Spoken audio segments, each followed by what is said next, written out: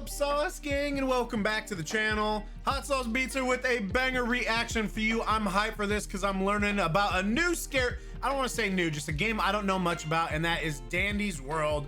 It's a Roblox game, but we're checking out game theories.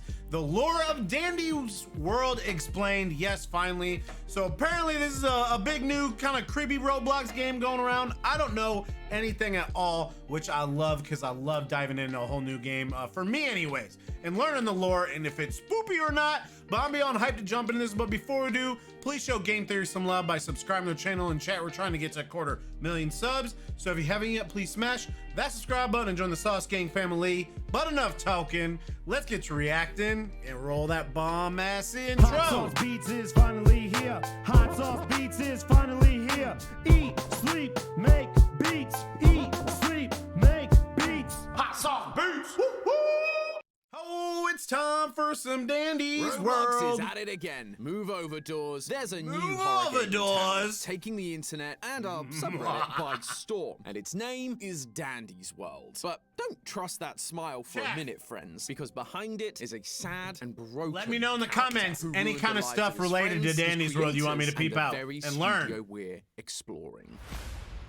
Hello, Internet. Welcome to Game Theory, the show that just can't get enough black goo. Think about it. Bendy, Doors, Welcome Home, Bob All the Mod, black goo you FNAF, can handle. all of them have a black, goopy thing that leads to one thing. Lore. We should probably just plug it into my veins at this point. But alas, HR won't let me do it. And given it's been a while since my last black goopy hit, when I saw our subreddit blowing up with a game called Dandy's World that also had its own black goo, I was very excited to gobble up whatever sticky dark lore this thing had to offer. On the surface, Dandy's World is a multiplayer survival horror game on Roblox. The game itself takes place in an abandoned educational center and museum called the Gardenview. It's never Center. good, dude, when We you're play at as these daycare. little creatures Never known good as when you're at toons. daycare. Our job is to hop into the elevator with some friends and complete various tasks while collecting items that can be traded into the lead character Dandy to unlock even more toons to play as. But as you might expect, we're not the only things creeping around these empty halls. The deeper we go, the more we start to get a sense of what happened to this place going on once here? filled with the sounds of children's laughter and joy. What happened to this beloved place to shutter its doors, and why it has suddenly come back to life with evil versions of the toons known as Twisted that are trying desperately to stop us, dripping with that delightful black goo. There it is.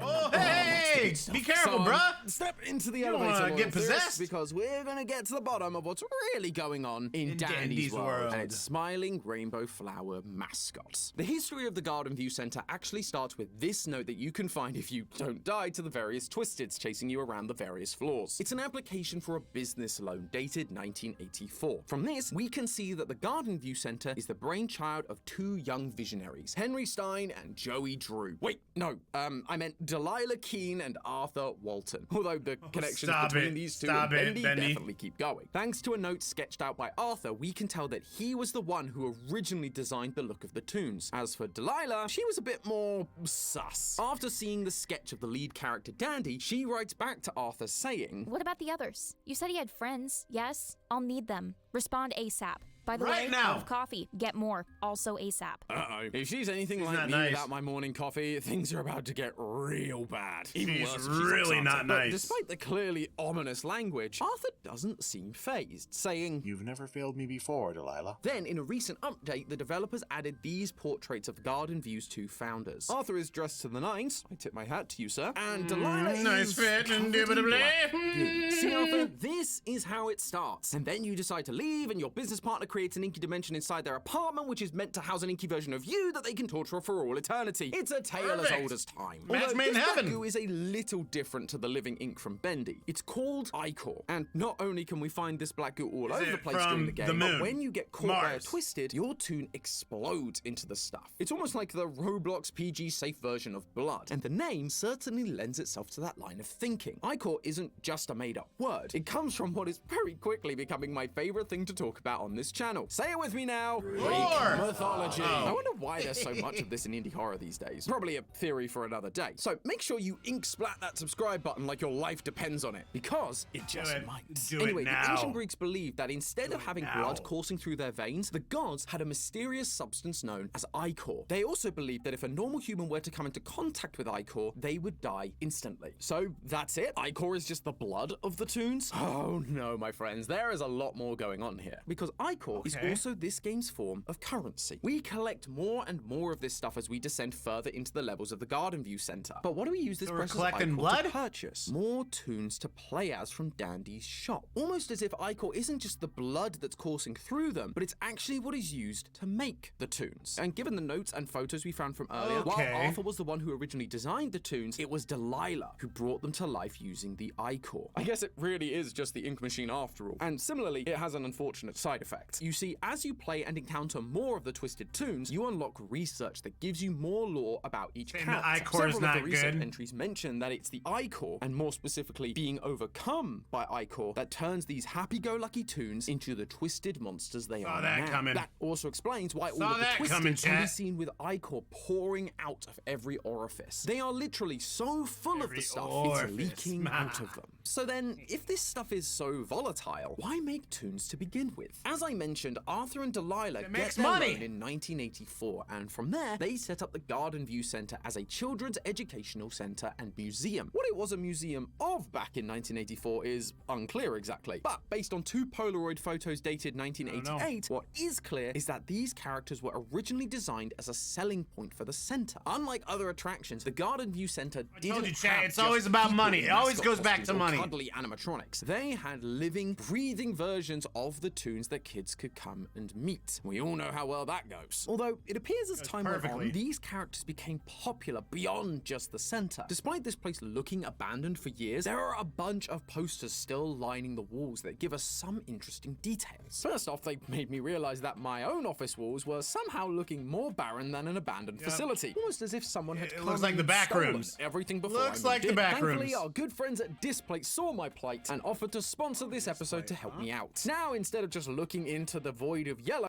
massive 35% off, which means you'll have plenty of money left over to plan any revenge plots against a rogue employee that keeps stealing your stuff. You know, in every corner of the Gardenview Center, there are CRTs. I don't know if I've ever seen full of lovable toons who might look a little familiar. Do, there are also ads posters or of the different sponsors episodes of this show, along with the dates they originally aired, hung up on the many walls of the building. This show is Dandy's World, and the earliest date we see for the show is for the episode Snowy Adventure, which aired on Christmas 1990. 2 years after the earliest date we know these toons to have existed, the Gardenview characters became so popular that they eventually created a show. The show wasn't just about the many adventures of Gardenview, though. If you take a look around the place, you can actually find storyboards for the show. If you don't know, storyboards are essentially what TV, movies, and even gaming studios will use to plan out a sequence of events and the shots that they will need to capture or draw for any given project, meaning that this show was actively being worked on here at the Gardenview Center. This wasn't just a place where kids could come to learn and play, it was also a TV studio. And as I realized that, I couldn't help but be reminded of a certain other TV studio slash theme park from the real world that was popular around the same time. A studio that, in itself, was also famous for its use of a slimy substance. Nickelodeon Studios. If you're not old enough to know what I'm talking about, I don't blame you. I'm barely old enough to remember. But when you work for TV studios like Fox and Disney, you get very familiar with the history of computing studios. Nickelodeon Studios was part of the wider Universal Studios in Orlando, Florida. Much like the Gardenview Center, it was both a place for kids and a working studio. Classic Nick shows like Double Dare, Legends of the Hidden Temple, and the early seasons of all that were all filmed at Nickelodeon Studios. But the fun part was, people that were coming for the theme park side to keep their kids entertained could also sign up to come and see their favorite shows get made. If you were lucky, you had the chance of being in the audience to watch these shows being made live. Take the Grade was produced before a live audience in Nickelodeon Studios at Universal Studios in Orlando,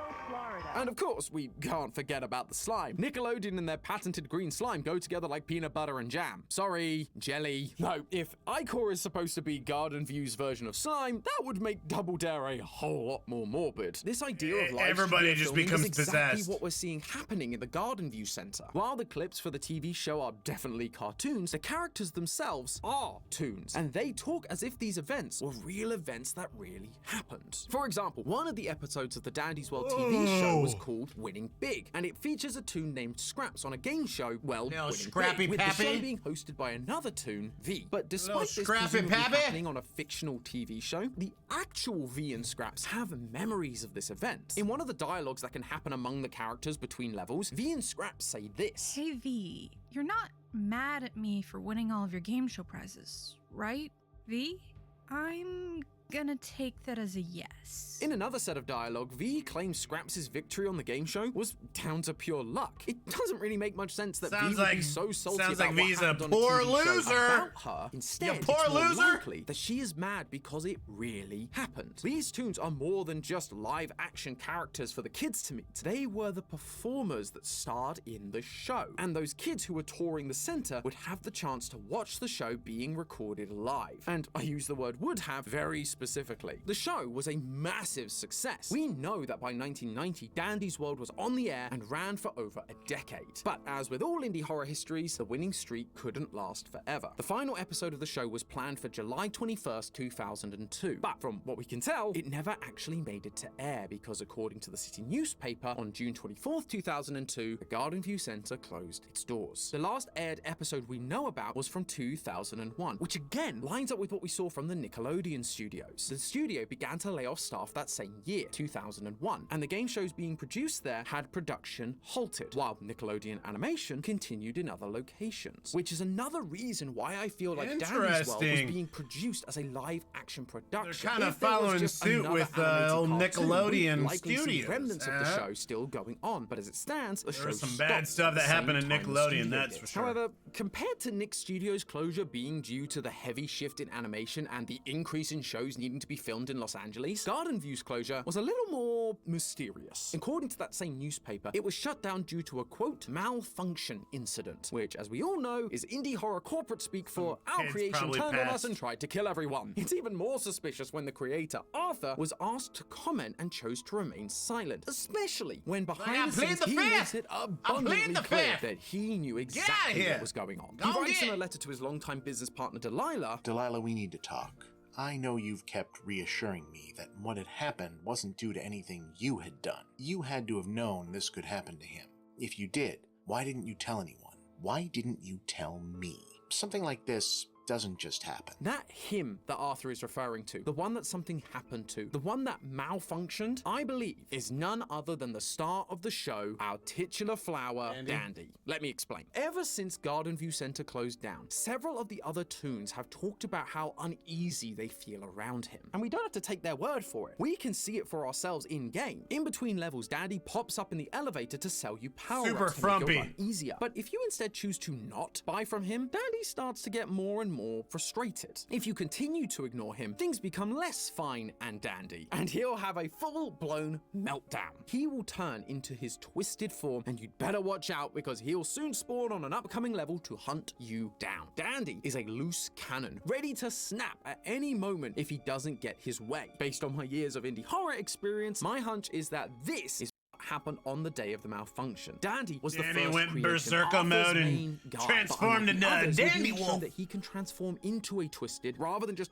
being a twisted, which lines up with the idea that this mascot malfunctioned, transforming into a twisted and created an incident that got the entire place shut down. And that hunch proved to be correct when I found his research data. It says, quote, the star of the show, the one who runs the ichor operation, it's all his fault. Everything we're experiencing, the abandoned studio taken over by monsters, the studio shutting down leading to this point, It's not my all fault, it's your Dandy's fault. fault. Whoa. However, the reason no, for you Dandy's didn't. snap isn't quite as simple as as you might think. With Dandy being the primary mascot in a mascot horror game, it would be easy to just assume he's purely evil. Maybe the fame got to him, maybe he cracked under the pressure, but eventually was overcome by the power of the ichor and became pure evil. But that isn't the case. There's a little bit of audio storytelling that you might have missed while playing through the game yourself. Okay, When Inspector Twisted Dandy Gadget, chases you riddle me in-game, this. A song plays that you've no doubt heard before, but probably never knew the name of.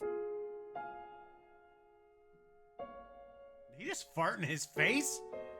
Is he farting? This song is called Claire de Lune, and it's based off an 1869 poem by Paul Verlaine, a poem about someone who looks happy on the outside, but deep down is sad. Quote, playing the lute and dancing and all, but sad beneath their fantasy disguises. This song is telling us what Dandy, and also his friends, are. They are these picture-perfect, happy, smiling toons performing for the joy of others, but deep down, they're sad. And they're sad because of what we saw during the Christmas update last year. According to another set of letters, after Christmas had passed, some of the Christmas-themed toons were doing the whole Blair Witch thing and hiding in the corner. Delilah's response was basically, Christmas is over, just throw them into storage till next year. Even though the toons are alive, they were being abused by their handlers and treated like props. Only good for the thing they were made for and nothing else. Behind their smiles were sad and lonely creatures. Dandy's dialogue when he thinks you're ignoring him at the shop matches this. We're friends, right? Friend? What is happening? He's confused, he's scared, he is terrified that he too has lived past his usefulness. That if he is no longer the star, that he and his friends face the same fate as those Christmas toons. And my guess is, that's exactly what happened on that fateful day in 2001. Dandy saw how his friends were being treated. He got scared. He didn't want to be ignored, to be forgotten, to no longer be the star. And as a result, he became overcome by the ichor, and ultimately caused all the toons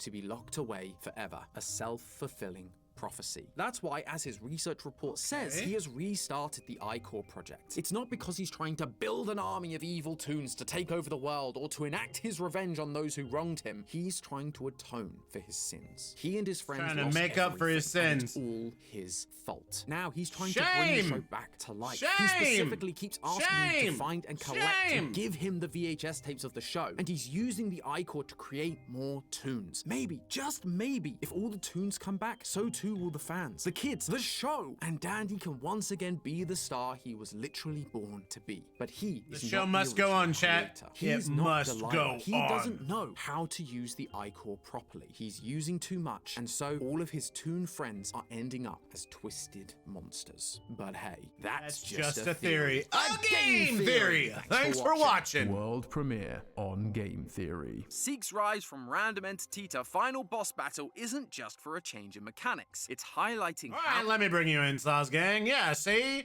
Dandy's World, see? Chat, okay. Hook, line, sinker. You know, Roblox does such an amazing job with scary games. So yeah, let me know.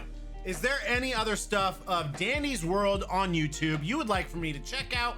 Let's dive into this. I'm ready for another spooky game, especially because, you know, we're kind of in a lull on spooky games right now. So I'm ready for some newness, some freshness. So let me know what y'all think in the comments. Please show Game Theory some love by subscribing to the channel and chat. We're trying to get to 250,000 subs. So if you haven't yet, please smash that subscribe button and join the Sauce Gang family.